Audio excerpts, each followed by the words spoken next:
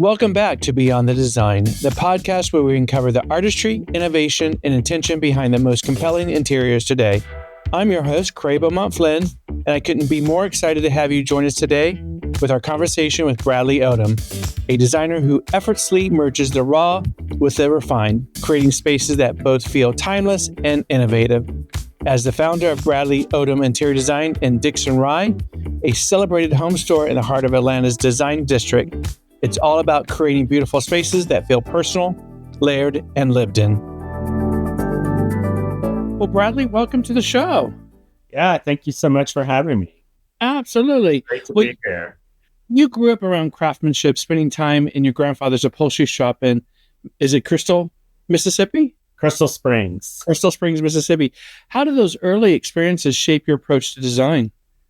Oh, so interesting. I just remember one day specifically, we were on a Saturday, like spending time with my grandparents. And I remember this like Ford pickup truck pulling up behind their house, and it had like 2 sofas and 2 chairs and this bolts of fabric. And I remember saying to my mom, like, what's happening? And she's like, people come from all around, like within a 2 to 3 state area, and they bring your grandfather their upholstery for him to reupholster because he is like a master at it. And at the time, I was like, she was trying to explain this to me as a little kid, and I'm like, I don't understand. Like, I thought you go to a store and you buy your furniture. They disappear. She's like, yes, but some people buy really nice furniture and they want to hold on to it. And so your grandfather's really good at upholstering it in a way that will last a whole nother generation. And so that was like my first lesson from my mother in like what it meant to buy quality upholstery. And then I'm like, okay, great, let's move on. And then who knew years later I would sort of be in the business that my grandfather was in somewhat, and or at least the same industry related. Right. Full circle. And so it's always fascinated me. And my uncle sort of grew up working with my grandfather in the business in the back of their home, and my uncle still does it today. And I remember when I first got started in the industry, I was sort of like, oh my gosh, wait, we can capitalize on this. They could build custom furniture, they could reupholster it, I can sell it. And my uncle was not into that idea at all, and was really just about continuing this reupholstery business that they had always had. Oh, that's kind of interesting. It's full circle. The legacy continues through you. Yeah. Well, your career path has been fascinating, from directing the visual aesthetic of major brands to studying at SCAD. What inspired you to take the leap into launching your own business in 2015? Now 10 years. Now 10 years. Congrats. Thank you. Yeah, I think for me, it was always, I remember that milestone of when J. Crew got to 100 stores. And then I remember at West Elm that milestone of when it got to 100 stores. And that for me was sort of this pivotal moment of like, why am I doing this for other brands when I could do it for myself? And at the time, I sort of had these aspirations that Dixon Rye would never be a 100-store brand, but could maybe be a 7 to 8 store brand. Right. And I'm not quite sure I have those aspirations anymore, but 10 years later. But, it was sort of, for me, it was that moment. And that was when I knew too, like, okay, if I am going to do this, I love this whole retail, I love product development, but I am not, and I want to do interior design work, but I didn't want to do that to where it was just like, here's another guy who has a great eye who opened a store. Right. Because I wanted it to be more than sort of a mom and pop or a hobby, and more of an actual, it was really important to me that we were well branded and that we paid attention to the playlist and the smell, and that we curated from all over. So for me, that's when I was like, well, if I'm going to do this, I need to get an education in interior design. So I spent 4 years at SCAD getting an interior design degree, all while finishing up my tenure at West Elm. Well, Yeah. Well, with Dixon Rye in your design studio, you've built something truly unique. Was there a defining moment when you knew you'd found something or found your creative voice? Yeah, I think a couple of things. I think the first time you're ever published, I think you're like, oh, that's me. Well, someone noticed. Yeah. And then, so I think that was sort of a defining moment for us. I think definitely when Veranda named us one of the most beautiful stores in the world. And then literally on the back of that, Architectural Digest named us one of the most beautiful stores in the States, or best shops to shop in the States or something. And that for me was like, okay, that's kind of a big deal. Yeah. And then I guess even most recently, last Thursday, Peter and I's personal home was published in Architectural Digest. And that for me was like, okay, that's kind of cool. And so we're still sort of riding on that high. But so I think it continues to be sort of these pivotal moments, which is great because there's a lot of also moments where you go, what are we doing? It's like, didn't we just like go lay on a beach somewhere in Greece or somewhere? And so it's nice to sort of have that continual reinforcement to know that people are still noticing 10 years later. Mm-hmm. Absolutely. You haven't faded away. It's not a fad. You've chosen the right career. Well, I think a lot of home stores do, or even just small businesses in general, depending on the economic times or, absolutely, people's desire to just keep doing it every day. And so I think a lot do fall by the wayside. Well, you have to have an instinct, passion for it as well, because it's got to be part of your aspirations to succeed and continue on. Well, for me, a lot of that aspiration and passion involves my team. I really, really enjoy the people that I work with. And I'm proud to say that we have someone on our team who's been here 10 years. We have a person who's been here 7 years and 4 years. And so I just think that those relationships, these people are like my family now. And I almost feel like an obligation to keep this going because it's their livelihood and they care as much about it as I do. That's fantastic. That's wonderful. What's the most memorable piece you've ever found on a sourcing trip? I mean, it's like one of my favorite things to do is to travel and to source and just find things. And I feel like, even to answer your question, my absolute favorite thing that we've ever purchased was probably a Jacques Adnet daybed that we now have in our living room at home. And there were only like 50 of these things ever made. And it's beautiful daybed that's like leather wrapped. And you see a lot of the twin size ones specifically, but we actually have a full size one, which is even more unique. And I just remember it at the Paris flea market. And a client had wanted me to go to Paris with her and shop for her home, which was fantastic. Nice little site trip. We did that. I was like, sure, that would be great. So we did that, but then we saw this daybed and it wasn't right for her house at all. But and at the time I didn't know what I would do with it. And it was, as much as I would have loved for it to have been in the shop, it also wasn't something that made sense from a retail standpoint. But so I called home and I'm like, Peter, I found this daybed, and I sent him photos and I said, it's so crazy expensive. And I was like, but it's one of those things that I feel like if we walk away from it, we're always going to regret it.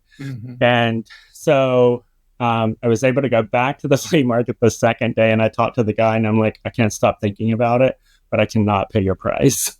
And I was like, I just can't. And I was like, so you got to help me out here. And fortunately, I now, after 10 years, have a good relationship with a lot of the vendors there. So he was willing to work with me, and it ended up being in storage for like a year, but now it's in our place and we love it. It's where at the end of the day, we pile up with the dogs and just hang out.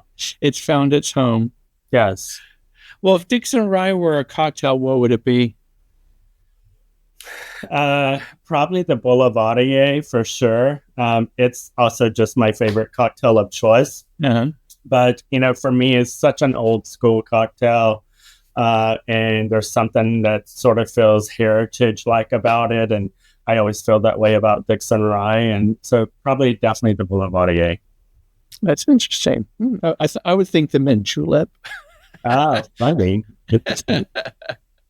For me, that feels a little happy. I always say that Dixon Rye is not happy.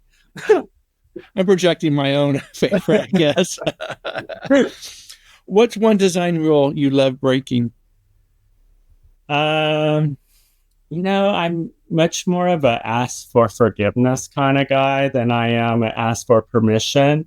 And I don't see a lot of rules in what we do. I was just saying the other day to someone, it makes me a little crazy when people come into the shop and they're like, oh, how do you define your aesthetic? Are you contemporary? Are you traditional? Are you modern? And I go, yes, all of that. All of the above. So I don't sort of pay a lot of attention to those rules. We have some rules in our studio. We don't do accent walls. I won't use an iCat fabric. Those kind of things like, that the team just sort of knows to just steer away from. If that's something they're even thinking about exploring, then I'm like, I don't want to see it. So yeah, I'm not sure that answers your question. You just go with the flow. Yeah. Well, Dixon Rye has been named one of Architectural Digest's most beautiful home stores in America, as you mentioned. What's your vision for the store, and how do you curate such a distinctive experience? Yeah, it's a good question. I think sort of what I always wanted from the very beginning was to bring new products to Atlanta. There's some great home stores here in Atlanta and in the Southeast. Mm-hmm. Some have been in business for over 20 years and are very well respected, rightfully so. But, for me, it was more like, how do I bring something new to the market? How do I bring something that otherwise people wouldn't have had access to? And so we work really hard. And, I sometimes joke and say we could probably make a lot more money if we just went to America's Mart and bought a bunch of stuff and put in here. But we don't do that. And so we work really hard to say, is this the right voice? Is it the right craftsmanship? Is it the right quality? Do we have a good relationship with this artisan?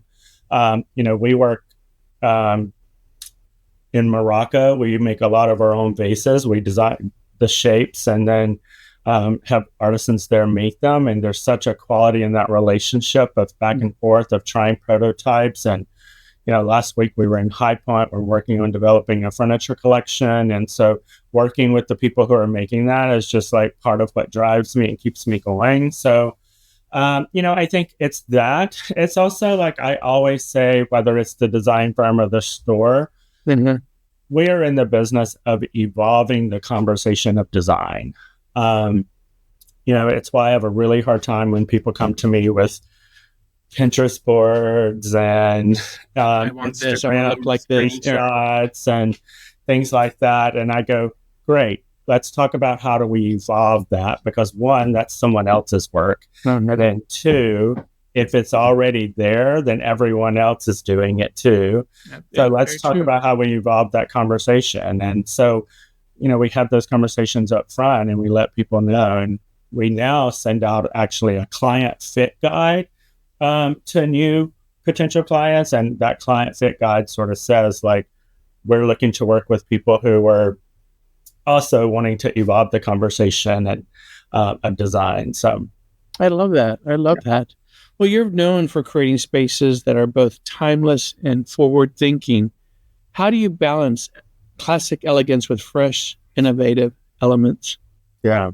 I think one of my main things that I always do when I walk into a space, whether it's if we're shooting this for a magazine or we're just doing the big reveal for the client and I'm coming through for like one last look at everything, I sort of ask myself, what's weird in this room?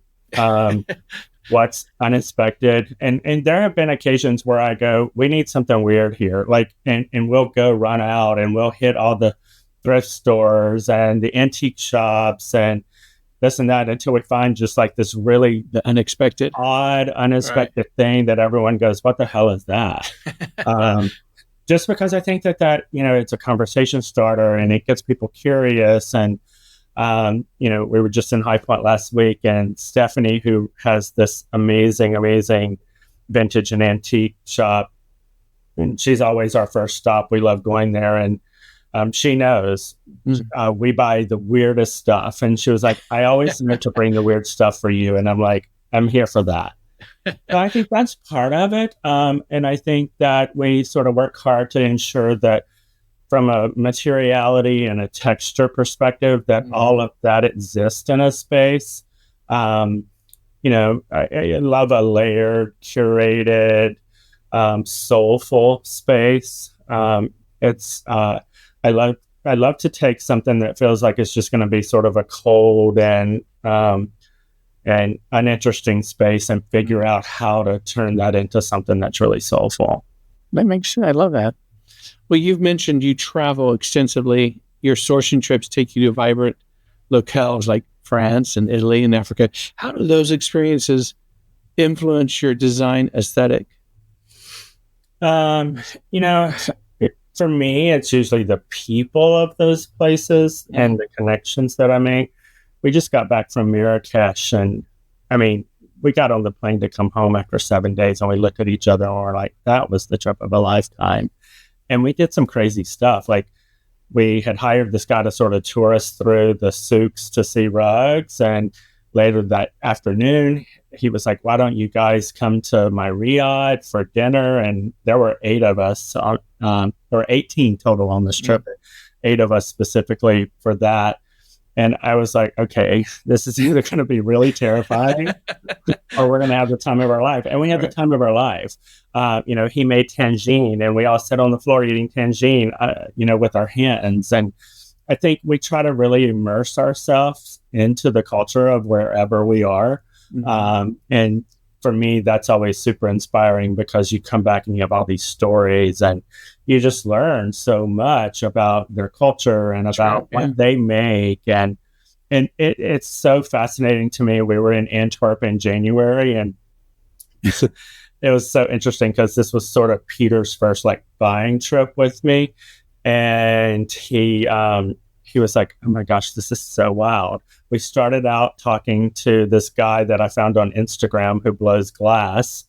We loved everything he did and made a purchase of his glassware that'll be coming to the shop. But then he tells us about a friend who makes throws. And so we go and we talk to her. And then she tells us about this company in Antwerp that makes fabrics. So we travel another 20 minutes to go see him. And it's like everyone just sort of in that group of artisans and makers, they all sort of know each other in the community, and they sort of pass you around. Right. You get cool. next stop. And the connection value. Yeah. That's an important factor. What do you look for when you're selecting pieces for Dixon Rye, whether it's something vintage you find or something newly crafted? I think quality, of course, for sure. There are times where you find something and you think, God, I really love this. But then you have to ask, is it sellable? Right. Is it something is it a project item or is it a store item? Last year I found myself, our design offices are on the mezzanine of the shop, which is really great. But I found myself last year standing on top of at the mezzanine, looking over to the shop. And I had this sort of rush come over me of the fact that the store was no longer reflective of what was happening in our design projects. Our design projects have become even more layered, more colorful, sort of bolder prints and patterns on sofas, and really taking some risk and taking chances, where the store was feeling a little safe to me. It was, oyster linen and beige, and I was like, okay, make it all go away. So I think we've spent the last year now sort of working on reinventing the store a little bit to be more reflective of our design work, and upholstering things in ways we wouldn't have in the past. And so I think it's the same thing for when we're looking for things for the shop. And so that's Marrakesh trip. For example, we had always carried our Tadlock pottery in black and off-white and taupe. And now, after being there and seeing the beautiful greens and the rich terracottas and the almost orange, we were like, let's do it, and I think we wouldn't have done that before without being there and experiencing it firsthand. And we brought back these insanely amazing bed blankets that are all hand embroidered with they almost feel Picasso-like, with this orange and bright yellow and green. And so I think, we're always looking now for the thing that's a little different, but quality first and foremost. Well, yeah, quality. And I think, as you mentioned, the time it takes to create those pieces by craftsmen and artisans, still doing it by hand is an important factor and stands out. Well, you've traveled extensively, and if you could design a space inspired by any city, which would it be? Oh, that's a good question. Interesting. Maybe Cassis. It's a little boating fisherman's town in the south of France, and I just think that it's on the Mediterranean, and it's like the beautiful colors and sort of, but also it's not nautical as much as it is just sort of like old world. And I think that's so beautiful. And I love things that feel old and soulful. So for me, it's like an old town. And so I would love to be able to put together a home that was based off of sort of the feeling that you have in Cassis.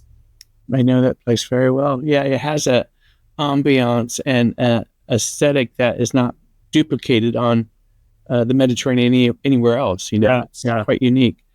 Well, what's the most surprising design element you've incorporated into a space, or most odd or weird item? This is a good question too. I would say in our Springdale project, we found this I honestly don't even know how to describe it. It's so weird. But it's almost like a monster. It's like a 3-legged thing that stands about waist tall, and it's hand painted by an artist, and it's technically a sculpture. And I remember the first time the homeowner saw it, she was like, "I'm so confused. Is that a toy for my child?" And I was like, "It's art." "No, it's art." And she was like, "Okay," but there was something about it that sometimes those things just they give you just enough to sort of turn an edge to a room. And so they're so fun. But that's probably the weirdest thing. The other thing that's not weird, but I absolutely love, that I think was also a little unexpected in that same project, is there was a sculptor artist, I believe from Seattle, if I remember correctly.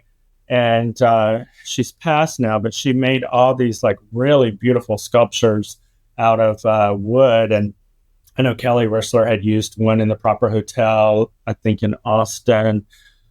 And then, so we found this one, and it sort of looked like a Christmas tree, if you will, but we ended up putting it in a very prominent room where it lives on a pedestal sort of year round. And I love a good pedestal. I love to put things on pedestals to make them feel important, even when they're not important. So, yeah. Well, growing up in the environment with your grandfather in the upholstery shop, how does your upbringing in the South influence your aesthetic and approach to interiors today? Yeah, I would say there's just a level of hospitality to it. And that hospitality, for me, in a residential or commercial environment, it just means that it's welcoming. It means that it's approachable. And, I think as our firm has grown, so have our projects and types in terms of budgets and things like that. And, so we find ourselves, speccing higher and higher and higher in, which is great. But it's also then it's very challenging, because you go, okay, we want it to feel high end, we want it to feel luxury, we want it to feel all of these things, but how do you do that and still keep the approachability? So that hospitality and approachability part for the South has always been really beautiful to me. And we do that for the store too, from the way that we serve you water, if you would like water, it's When we first started out, it was like a plastic bottle with branded name on it, and now it's on a silver tray, and there's a napkin, and it's a glass bottle, and so it just feels, much more elevated. And so there's that level of hospitality that just runs out of, both streams of the business for us. True Southern hospitality. Yeah. Nothing like it. You just got to say ma'am and sir all the time. That's right. Well, what's your approach to designing a room from scratch versus renovating a historic property? Yeah, that's pretty easy. For me, it's always like, what does the house want to be? We looked at a house a year ago. The client has since decided to sell the house because they're growing their family and they need a whole different thing. But when we first looked at the house, it's a 100-year-old house, and the kitchen had maybe been renovated once ever. So it's very primitive and odd. It's just odd. Right. But also there was something where I was literally like, oh my God, how do we keep this? Like, how do we modify it just enough that it still feels like a 100-year-old kitchen? And not that we came into this 100-year-old house and put a big fancy all marble, new kitchen in. Right. So I think we always sort of challenge ourselves with that tension, if you will, of like, okay, so how much of this really has to go and how much of it can stay? And, sometimes it's hard, like, because the right thing to do probably financially is gut it and start over. But sometimes, if you get the right client who really cares as much about that stuff as you do, then you can have those conversations to talk about the legacy and the heritage and how it was designed and how this couldn't be replicated and stuff like that. So right. I think that's sort of where we and how we approach those things. Tell us a little bit about some of your current projects you're working on. We have a project in Cashiers, North Carolina right now that I'm really loving. The client is amazing. We did her house here in Atlanta, and that was great. And when she decided that she and her husband were going to purchase this house, she took me up even before they bought it and said, "What do you think?" And I was like, "I think it looks like a VFW."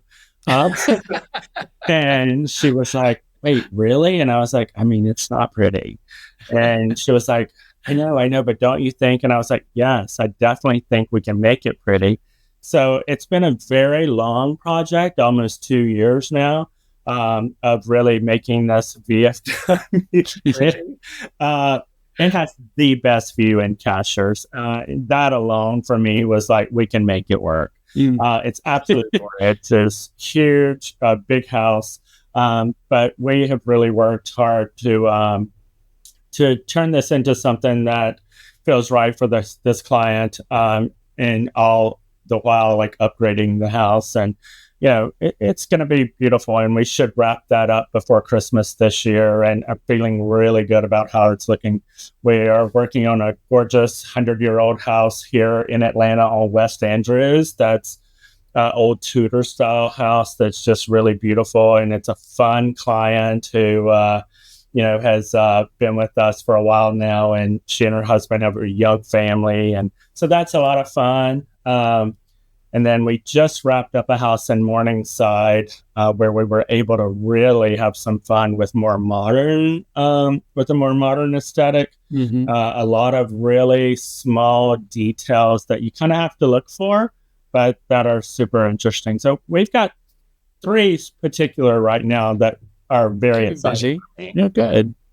Well, launching both a design studio and a retail space like Dixon Rye is a bold move. It's a lot of balancing act, I would assume. How do you balance your time and creativity between the two? It is probably the no sleep. No, it's honestly probably the hardest part about my life in general right now. I think I took my eye as I was talking about how the store. I sort of had that revelation one day. The store was no longer reflective of the design business, and so I have been spending a lot of time sort of getting my hands around the store again. And that's especially challenging. And then not so fun economic environment right now. Right. And so I think that where, in the past, we would have been able to be like, hey, let's just switch this out and let's sell that off and let's do this and let's do that. And, when funds are a little tighter, you don't have that flexibility. So it's sort of gradually, and gradually is never easy for me. I like this. So, it's been very challenging, but it also has been an incredible lesson for me as an entrepreneur to say, you have to figure out a way to kind of have your eye on all of it. I think a lot of that comes back to having the right people. So we've recently made some changes, in the team, in the store team specifically, that I think that, it's about having really good partners who also understand that it all needs to evolve and what the true vision is. But, I think I've always been that person who was a little bit of a visionary, if you will. And, we laugh and we sit around and talk about the Enneagram a lot. I'm a 3. And I think the problem with that is I'm usually a little like out here, a little further than where the rest of the team is. And so sometimes for me, it may feel like I'm having to pull them along, where in reality, they're all like pulling me back going, okay, can we slow down just a little? And I get the big vision, I get the idea, but like we have to execute this in a proper way. So it's a good balancing. Yeah. You'll get there. One day at a time. Well, what advice would you give to designers looking to expand their brands beyond interiors, whether it's through retail, media, or product lines? I would say it's not for the faint of heart, that you've really got to be open to change almost on the daily basis. And I think that you have to be know that it's sort of all in on, for a long time. That it's not, I think I kind of was misled into the idea that, in 3 years, you'll be profitable and everything will be smooth sailing by then. And I would say, maybe that's not the fact. Right. But, when you do hit that, and when we hit that stride, I was like, okay, this feels good. But, I just think that you got to be all in all the time. And, there's complexity with vendors and now tariffs and complexity with employees. And so there's a lot that you've got to sort of commit and say that this isn't as glamorous or pretty as you may think it is. And even, I joke, and this is probably a little catty, but when we're in the south of France shopping and, it's 6:00 in the morning and you're getting in line for the gates to open at 8, and you're running through a pasture to try to find that next thing and that beautiful thing. I said to Peter one time, I said, the next person that comes in and asks me for a discount, I'm going to say, were you standing in line in Béziers at 6 a.m. waiting to get, no. So, I think that people don't think about that stuff, that, they think it just appears. They think it's beautiful and that it's fun. And I'm like, yeah, of course it's fun. I love the hunt, but it's also work. Mm-hmm. There's a lot of time that goes into it. Yeah. People don't know. That's right. Well, your work has been featured, as you mentioned, in so many prestigious publications and print. Has there been a moment when you really felt you'd hit your stride, that you made your right choice and right direction and path? Yeah. Gosh, oddly enough, that's probably even just last week. There have certainly been times before in milestones, like I mentioned earlier, but I think for me last week when we're walking around in High Point and someone sort of yelled across an aisle and said, I love your work. And we didn't know this person. And then we had literally the same day, someone was like, are you guys the Dixon Rye boys? And I was like, is that our name now? But those things, they're fun, Right. First time you're noticed in the grocery store. And I did a home tour designer home tours last year, and someone stopped me in the grocery store and was like, "Are you Bradley Odom?" And it felt good to know that people was recognizing the work that we were doing and paying attention to the time and the efforts. And it'd be very easy just to come to work every day and sort of just do our projects and not promote them and not publish them, and that's a road that a lot of people take, and that's great. But I think it just feels like sort of a natural calling for us to promote our work and to have a publicist who works really hard for us. And so it's nice when people notice. It is. It's like you have made the right decisions. All that blood, sweat, and tears is paying off, That's right. because your work is being noticed and people are recognizing that. Yeah. So it's that time of like, okay, we're doing good. We'll survive. People and you admire their work, and then they say, "Oh, I saw your project in AD or whatever," and you're like, "Oh, okay, cool. That's what's good because I adore your work." Yeah. If you could redesign any iconic building or space in the world, what would it be? At the moment, the White House. Sorry. I would say, gosh, I mean, I have always legit, regardless who the administration is, had a affinity for the White House and the beauty of that building and thought what that could be. So I think that actually could be incredible fun. We've almost worked on 2 different sort of iconic architects' homes in Atlanta, and we're very close to one right now, and we're all sort of crossing our fingers and that comes through, because I've always really admired Philip Schuetze's work, and I think the house is stunning. So yeah. What keeps you motivated and inspired, both personally and aesthetically, design wise? Yeah. My husband, for sure. Peter is German, and we've been married 4 years, and he is also an interior designer who's now our design director. And so working together, a lot of people are like, "Oh my God, isn't that so hard?" And yes, it is, but it's also super rewarding that we get to spend so much time together and travel together for work. And, because there are times that I'm gone for 2 weeks, and, if he were here taking care of the dogs and going to his job, but instead we get to do those things together now, and that makes it a lot of fun. And his sensibility and aesthetic is different from mine.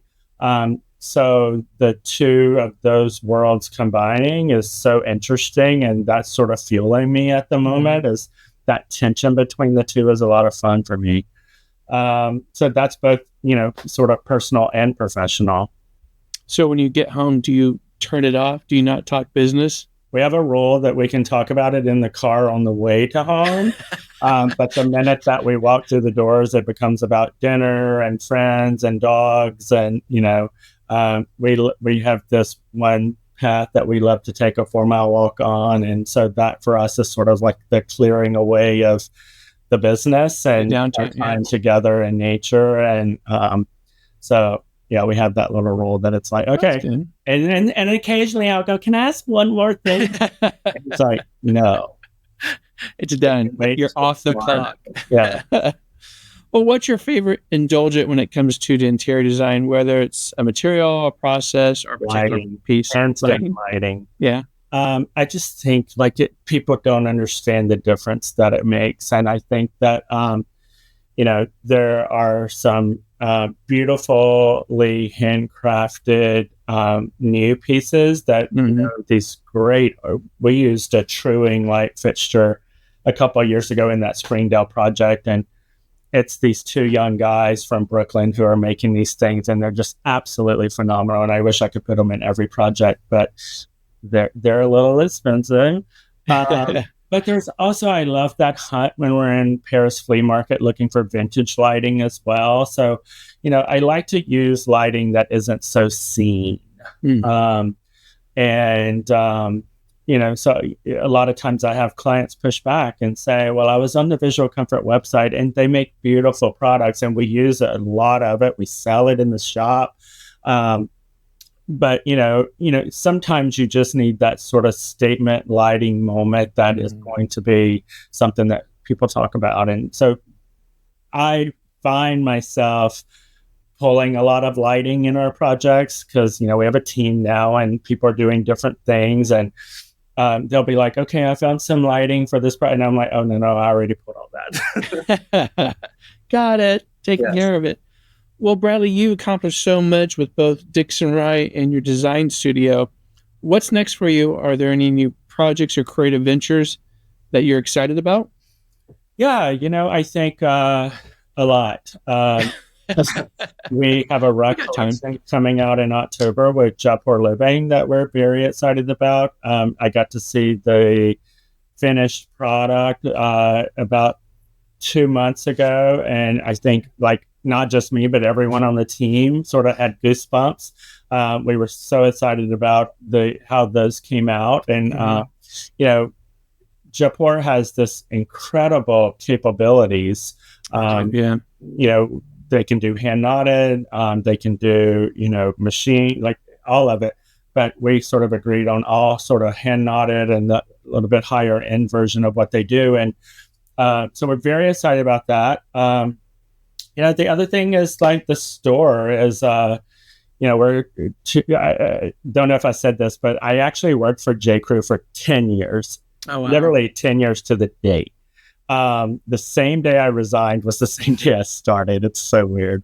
And then I, oddly enough, did the same thing at West Elm. I worked there for 10 years.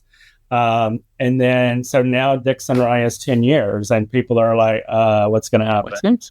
And for me, it's just that it changes, it changes, it evolves, we move forward. By no means ready to give it up. But it does need to change for me and to keep me interested and me passionate. And I think we're at a point with now Peter being in the business that I always say Dixon Rye was a creative expression for where I was then. And now it's time for it to be a creative expression of where we are now. Well, you mentioned at the very top of the show, evolving. And I think as humans evolve in our business and our passions and our drive and all elements, so evolving and being open to that helps. I think especially for a creative as yourself, that you can't get too stagnant or too pinned into the focus of the path you want to take. You have to make sure that you evolve to what's going around you and you as a person. That's right. Well, that's my therapy session. Thank you. If you could only use 3 materials for the rest of your career, what would they be? I love mohair with a passion. Me too. It's just such an elegant and sophisticated, but super durable fabric. I mean, we switched our home personal sofa from a mohair sofa to something else last year, and I regret it. I so regret it because the mohair sofa we had for over 5 years, the dogs treated it the same way they treat the sofa now, and the one now does not look as good and hasn't held up as well as the mohair. And so mohair is definitely one for sure. I would say I love a good rich walnut.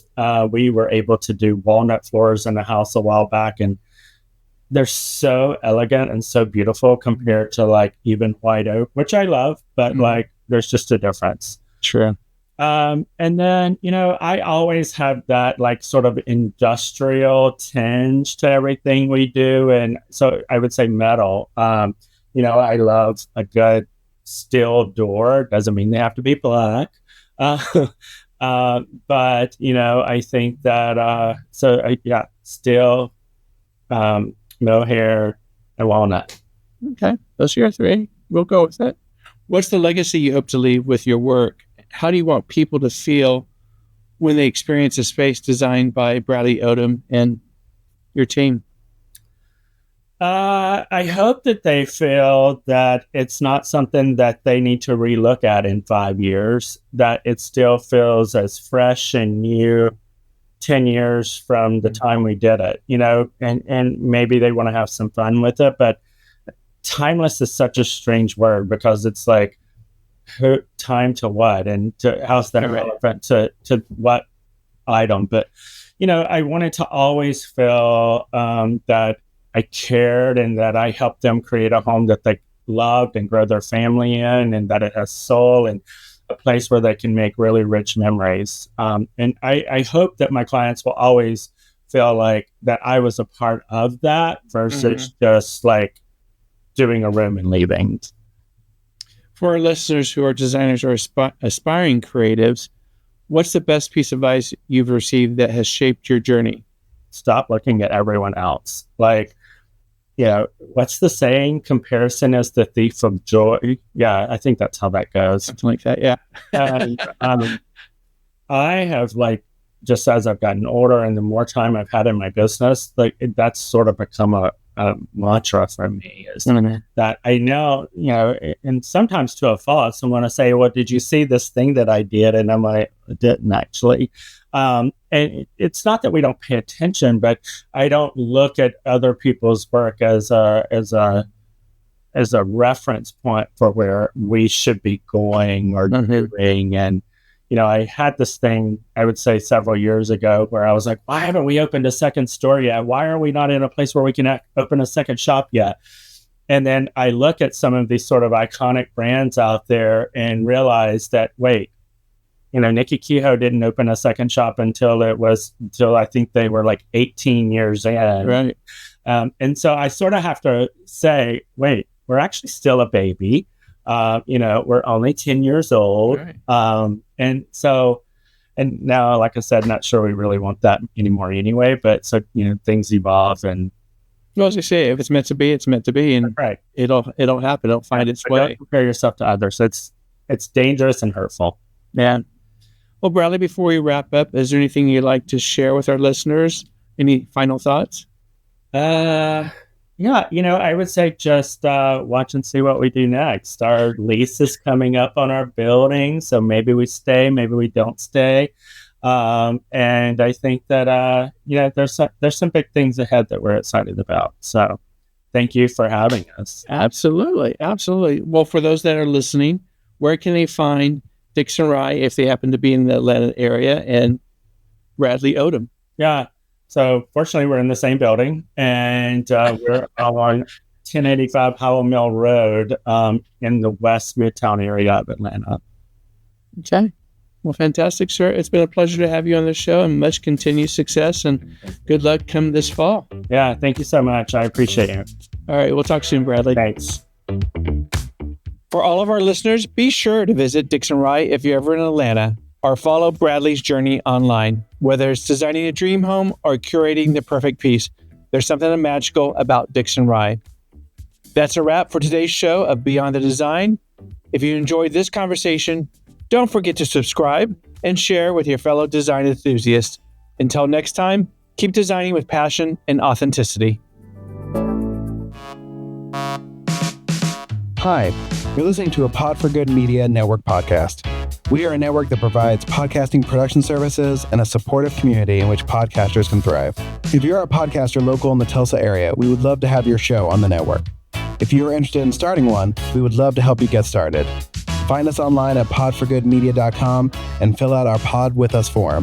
Happy podcasting.